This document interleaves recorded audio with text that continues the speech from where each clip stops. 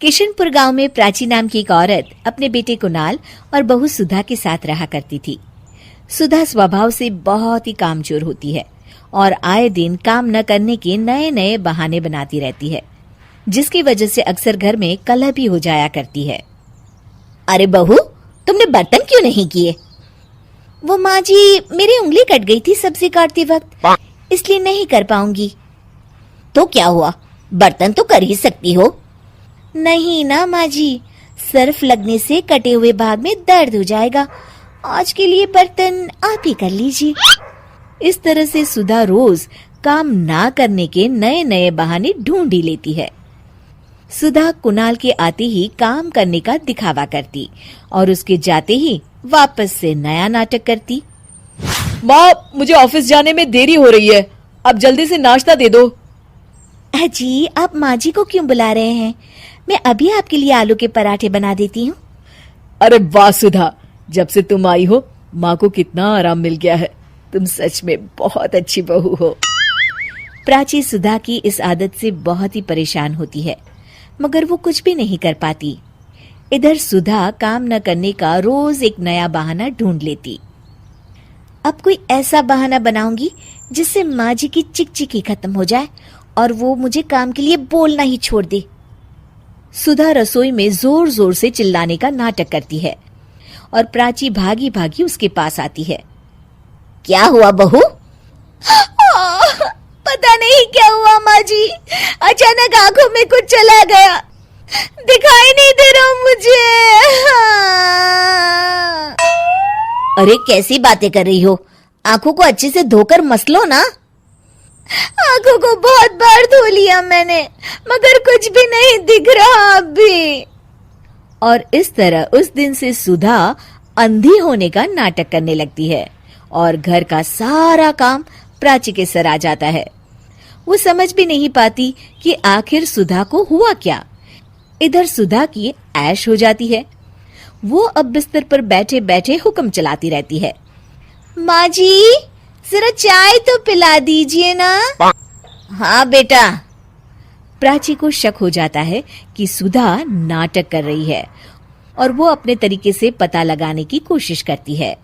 प्राची घर में eye specialist doctor को बुलाती है। देखिए ना डॉक्टर साहब, मेरी इतनी प्यारी बहू को न जाने किसकी नजर लग गई। हुआ क्या? अरे देख ही नहीं पा रही वो तो। क्या हुआ है आपको? पता नहीं डॉक्टर साहब, कुछ दिखाई नहीं दे रहा मुझे। ठीक है, मैं चेकअप करता हूँ। क्या हुआ है इसे? चेकअप में तो कुछ भी नहीं निकला है।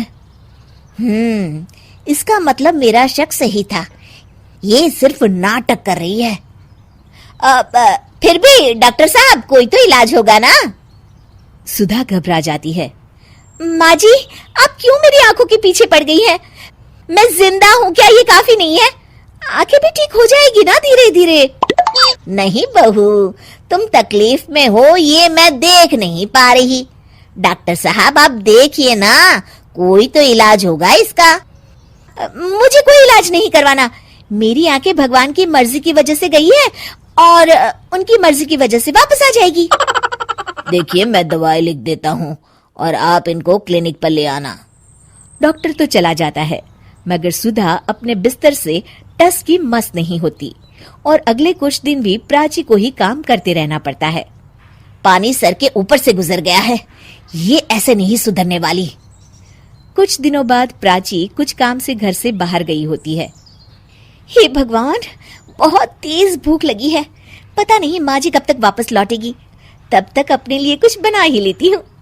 सुधा कुछ बना ही रही होती है कि तभी प्राची अचानक से लौट आती है। हे भगवान, माँ जी तो बहुत जल्दी लौट आई। जल्दी जल्दी चूल्हा बुझाने के चक्कर में उसके पल्लू में आग लग जाती है और वो जोर जोर से चिल्लाने लगती है। ये आवाज कैसी? प्राची भागी भागी रसोई की तरफ आती है। अरे बहू, ये आग कैसे लगी और तुम यहाँ क्या कर रही थी? पहले मुझे बचाइए माँ जी। प्राची फटाफट उसके ऊपर एक चद्दर डाल देती है और आग बुझाती है। सुधा के अंधे ना होने का सच अब सामने आ जाता है और वो प्राची से आंखें नहीं मिला पाती। ये सब क्या है बहू? मुझे माफ कर दो माँ जी।